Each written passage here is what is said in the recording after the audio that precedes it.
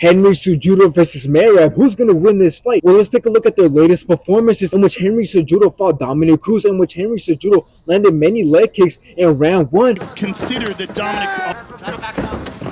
those are nasty leg kicks. And then he TKO'd Dominic Cruz in round 2.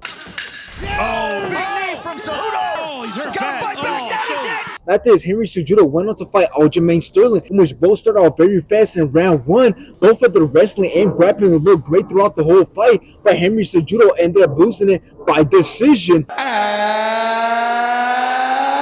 still!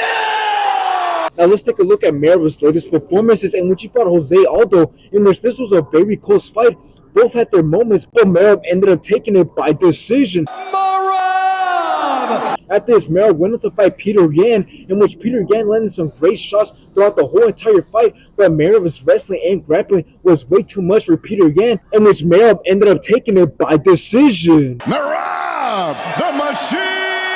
Now let's talk about how the fight will go, and let's look at the advantages and disadvantages. Well, first of all, Henry Cejudo has a massive disadvantage when it comes to age, since he is 37 and Merab is 33. Not to mention that Merab is on a 9-fight winning streak. Meanwhile, Henry Cejudo is coming off a loss against Aljamain Sterling, and I think everybody can agree that Merab is in his prime and is definitely on the road to becoming a future champion. Now, one thing to look at when talking about the fight is that Henry Cejudo should have the advantage when it comes to grappling, since he's an Olympic gold medalist and wrestling, so he should shine in that aspect. But at the same time, Merab will definitely put up a fight because he's also a very good grappler. But at the same time, one thing that most people missed out on is that when he fought Peter Yan, the amount of takedown attempts that he had against Peter Yan was way too much. Yes, he was successful in some, but at the same time, the amount of takedowns that Peter Yan defended against Merab was way too much, to the point where you might say that Merab is struggling when it comes to grappling. So in the end, if Henry Cejudo loses this fight, it wouldn't even be a big deal, because he has talked about retiring, and most people will say that Merab was supposed to win this fight because he is at his best right now. And if anybody's going to have a shot against Sean O'Malley or Chito Vera for the title, it's going to be Merab.